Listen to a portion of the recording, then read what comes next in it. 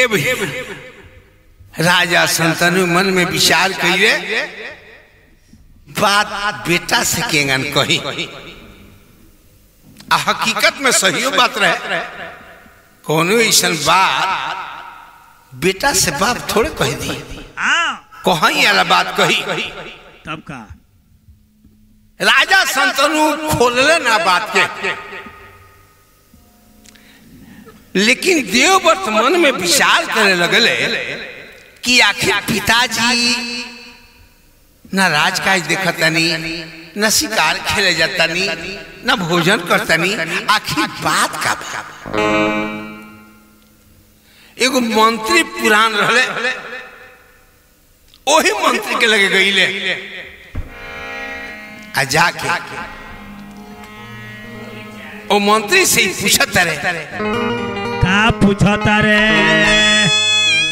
आप पूछता रे देवव्रत मंत्री लगवा जाई हो अरे पूछता रे देवव्रत मंत्री लगवा जाई हो साच साच हमरा के दिन बतलाई साच साच हमरा दिन बतलाई हो पूछता रे देवव्रत मंत्री लगवा जाई हो पूछता रे देवव्रत मंत्री लगवा जाई हो साच साच बात हमके दीना बतलाई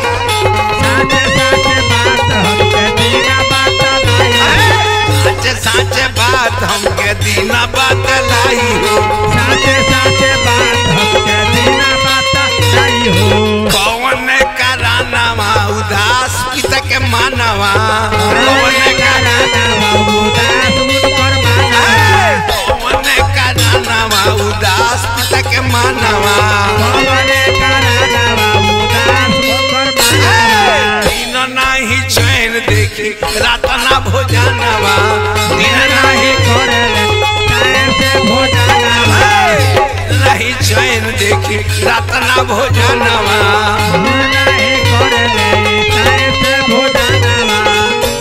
अरे हमारा के दीना तो नियाज समझाई हो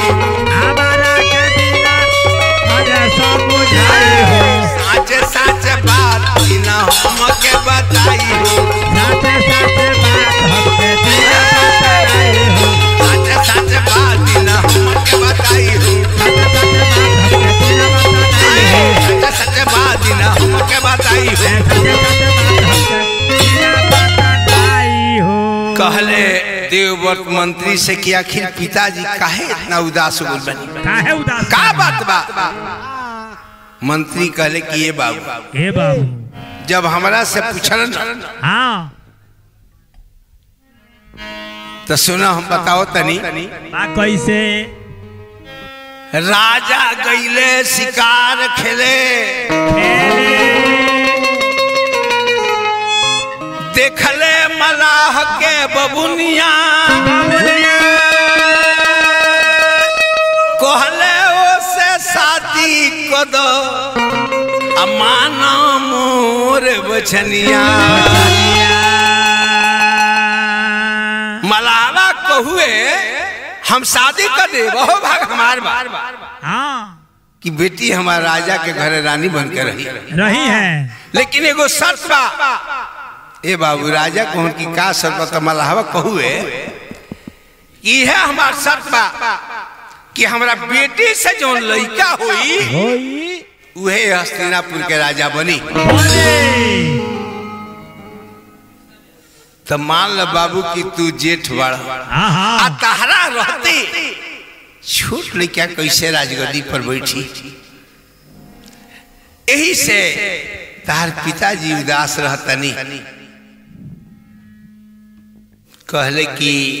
यही से पिताजी उदास रहतनी अरे बेटा हुए धन कहला जे महतारी बाप के बचन के पूरा ए भाई दुनिया में रउआ सब कुछ दोबारा मिल जाए लेकिन दो चार गो संपत्ति बाप माई बाप भाई हाँ दोबारा ना मिली मेहरारू मेहरा तो जग जो में तग एगो गीत याद पड़ गई। कैसे एगो लड़का रोता महतरिया से कहता कि ये माई तोरा बिना माई हो सगरी अनहार बा, प्यार बिना तोरा हो सब कुछ बेकार बा, धरती गगन अरे संसार ए माई के दिहे ऐसन दुलार ए माई के दिहे दुलार ए माई, धरती गगन संसार ए माई के दिहे ऐसन दुलार ए माई, धरती गगन संसार ए माई के दिहे हमके दुलार ए माई। 9 महीना माई गर्भ में रखलू, हमारे कारण कितना देवी देव बकलू, 9 महीना माई गर्भ में रखलू, हमारे कारण माई कितना दुख सहलू, चलत डगरिया में गोरघाराला, चलत डगरिया में गोरघाराला, तबो तोरा खेलू संभार मोरी माई के दिहे ऐसन दुलार ए माई,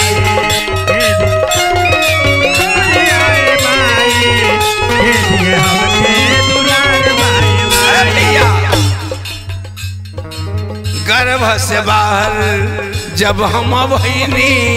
12 गजन माई तोरा के कईनी, गर्भ से बाहर जब हम भईनी 12 गजन माई तोहरा के कईनी, गर्भ से बाहर जब हम भईनी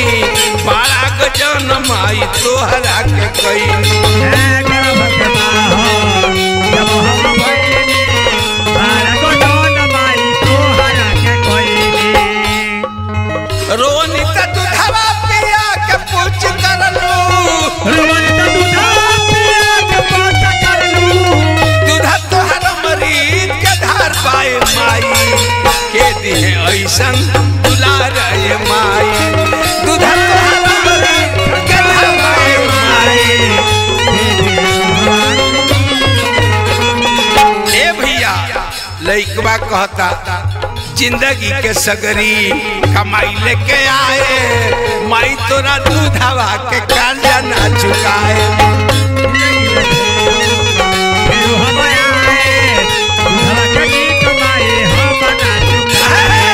जिंदगी के सगरी कमीनी लेके आए माई तोरा दूधवा के कर्जा ना चुकाए,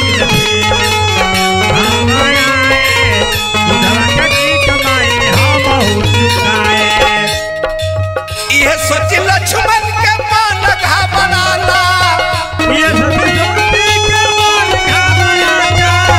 हाकिम के बहे सुआ धार पाए माई के दिहे ऐसन दुलार ए माई,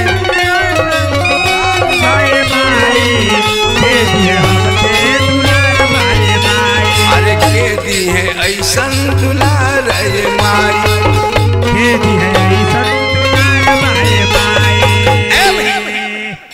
लोग कहता ए बेरा के युग देखी पढ़ लिखी बेटा डॉक्टर इंजीनियर हो जाता, बाप महतारी के पूछत नहीं तब का आहा खाई रे समय बेटा हुए तो बाबूजी तरफ रहिए माई हमरा में, अरे भराई न बबुआ हो, अरे भराई न बबुआ, बाप के कर्जा कहिए तो से ना भराई बबुआ,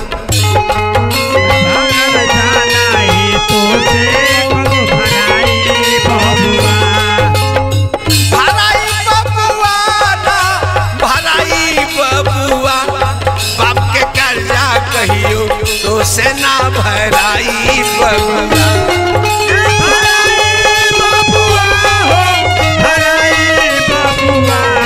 बाप के कर्जा नहीं तो भराई बबुआ। सगरी कमाई तोहरा पर लूटवले हो, तोहरा पर लूटवले। जिंदगी के सगरो कमाई तोहरा पर लूटवले हो, तोहरा पर लूटवले। महंगा से महंगा कपड़ा किन तहरा के पहनवले हो, तोहरा के पहनवले। महंगा के महंगा कपड़ा तोहरा के पहिरवले हो, तोहरा के पहिरवले। अपने टूटही साइकिल चढ़ले, अपने टूटही साइकिल चढ़ले, तोह के बाइक पर चढ़ौले बबुआ करी खूब पढ़ाई ना भलाई बबुआ।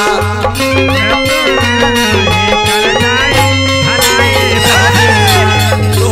बाबूजी के कर्जा ना भलाई बबुआ।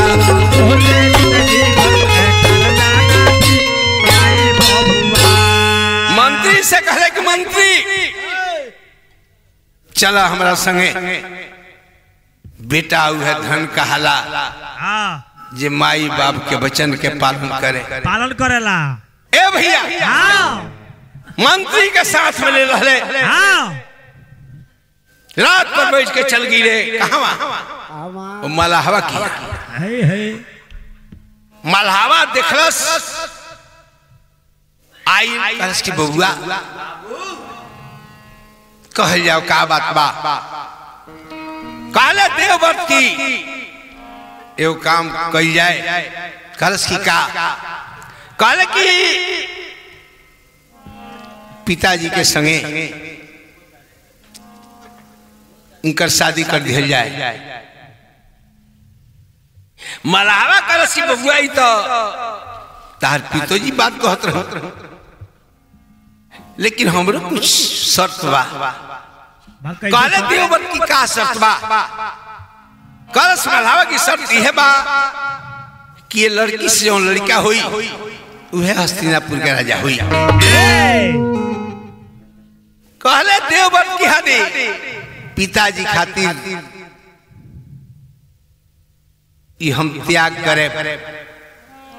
शादी ना करे,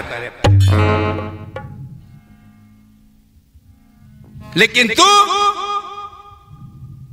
विवाह कर। कलश मलहवा कि ना बबुआ तोहरा बात पर हमरा विश्वास नहीं क्या हो। मान लो तू राजगद्दी पर ना बैठबो, हम मान रहे कहीं तहार शादी हो के बेटा हो खसन उ तो ना मनी है। कहले देवव्रत